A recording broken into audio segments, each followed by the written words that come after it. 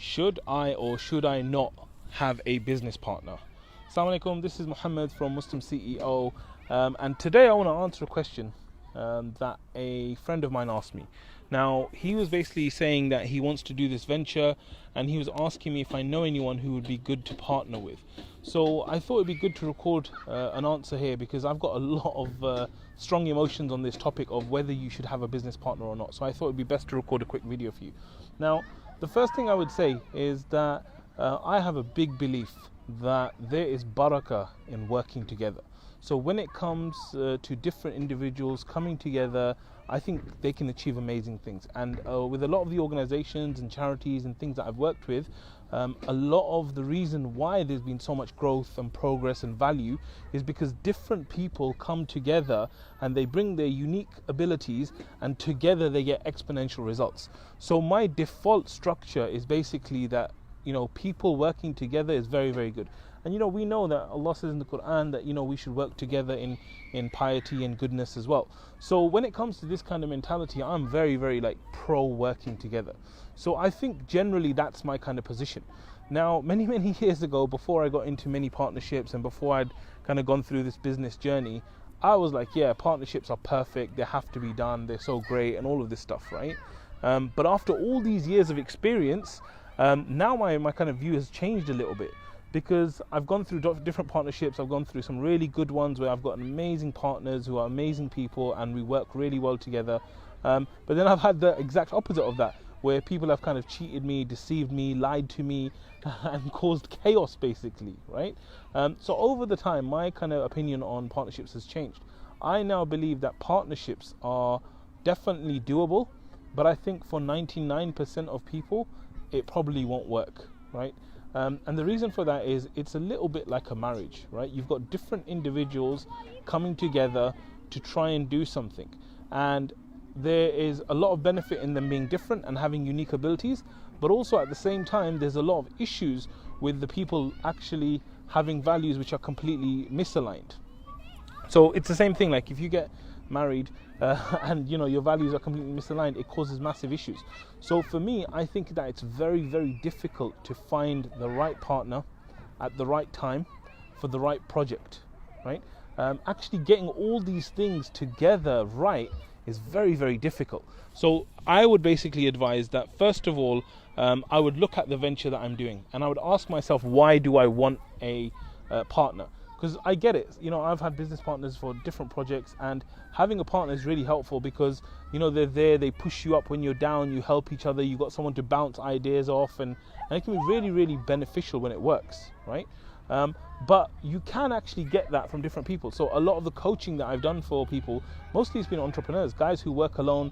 They want someone to kind of give them advice, someone they can sound off against, someone that can help with them with decision-making ideas. And so they would use a coach like myself to do that. So I would say get really clear on why you feel like you need a partner, right? And then once you're clear, if it's more than just, having someone to ask advice from which you can get from elsewhere, then I think you need to think about what type of person do you need. Because for me, before you start thinking about abilities, for example, you might be good at operations and you start thinking, well, I need someone for marketing, right? And I've found this really good guy in marketing. I would say it's more important that you find someone that has values that are aligned to your values before you start thinking about what they can do. Because the truth is, even if you find someone who's great at marketing and you're great at operations, if you work together and you've got terrible values, then you're going to find it very, very difficult to work with that person. So once you decide that you definitely want to go into partnership, the first thing before you get to the ability is actually to look into what are the values you hold. So for example, let's say you really are very, really crazy about timekeeping, like you're so pinpoint, you want your time to be very, very on point and strict, and when it comes to the other partner, they're not like that. So that actually causes like a real big mess for people. So what you need to do is you need to make sure that you find someone that has the same value with you. Otherwise, what you're going to find is very different.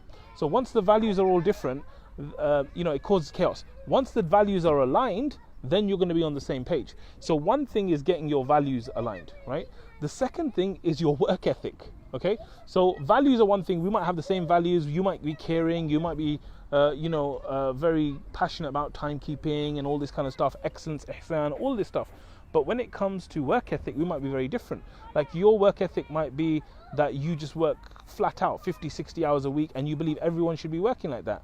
Whereas mine might be, look, work is just there as a minimum thing. And so I'm working minimum hours, you're working maximum hours, and then that starts to create massive issues between the partners, because they start thinking, look, I'm giving my all, this guy's giving nothing. And this is one of the reasons why we have a lot of issues, because there's kind of a mismatch in the kind of work that people are doing. The truth is, when you're in a partnership, I don't believe it's ever going to be equal, right? At some point, partners are always going to be doing less and more.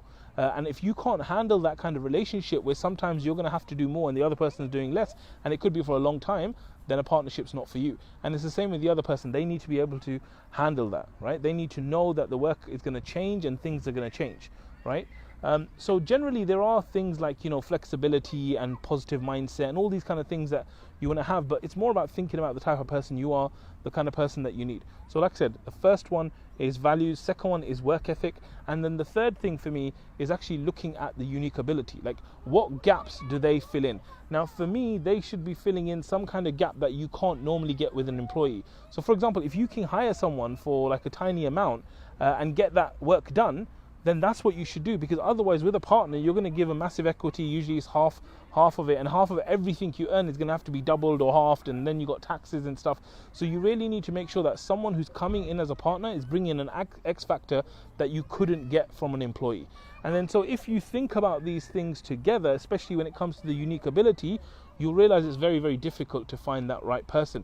But if they have an ability which you haven't seen before, which is very special, which you think you need for the project, otherwise it won't get to where you need to get to, then I would definitely recommend a partner. So just to summarize, first question is, should you really have a partner? Second thing is, once you decide you do, figure out what are your values. Do they hold the same values? Not all the values will be the same, but do they hold similar values where you can kind of get along? Secondly, is your work ethic aligned? Do you have the same kind of beliefs when it comes to what work is, how you do it and things? And then the third and final one is the ability and the value that they bring to it. Once you have these three things aligned, then I think you'll have a really, really great partnership. And of course, even if you have the right person and you have all of these things aligned, it's still going to take time for you to gel together, because, you know, at the start you're working with a new person, the way you guys work is different. It takes time. Just like a marriage, it takes time for you to actually get to a point where you're optimum and where you're performing at the highest levels. So I hope this has helped you. If you haven't already done so, please subscribe, please like the video as well, and if you haven't checked out muslimceo.com, there's some amazing training that I think you'll find really beneficial, so check it out. And until next time, assalamu alaikum wa rahmatullah.